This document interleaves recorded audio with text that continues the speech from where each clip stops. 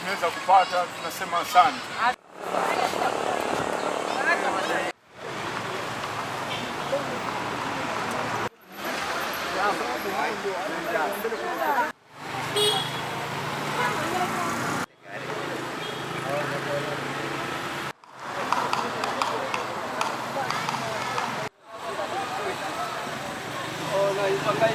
Huyu hapa, huyu. Haya. Maliza na kisema hii. Vijana wetu kama washiki simu, lakini sawa. Amepiga jere mtu wa nyumbani kuko.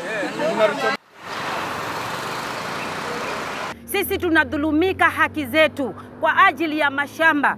Mashamba yetu tulipimiwa forgery, yani kimpango ambao hata siwa maana.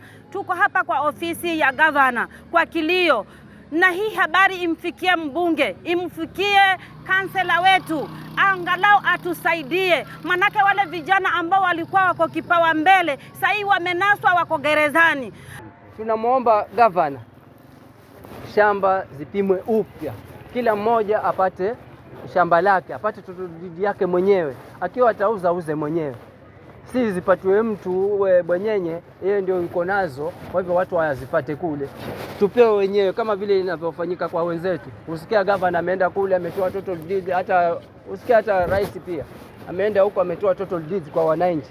Sasa tunataka na sisi iwe namna hiyo. Naomba serikali kuu pamoja na serikali ya kaunti itusaidie, itupimie mashamba yetu kama tunavyotaka wananchi wa Mbuguni.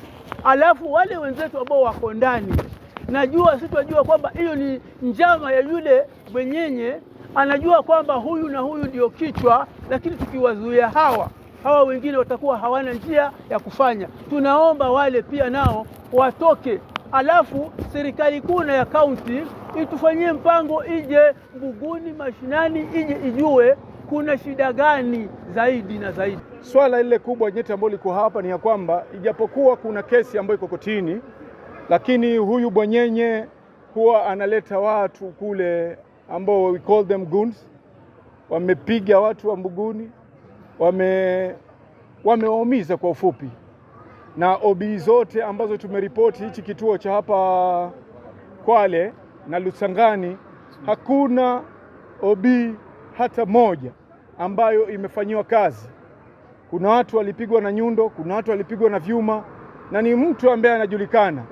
Kwa hivyo sisi letu ni ombi kwa serikali, kwa vitengo vyote vya usalama, ihakikishe kwamba jambo hili, hebu tabia hii ambayo ina huyu bwenyenye aweze kuchukuliwa hatua, na ili amani iweze kuja kule eneo la Mbuguni.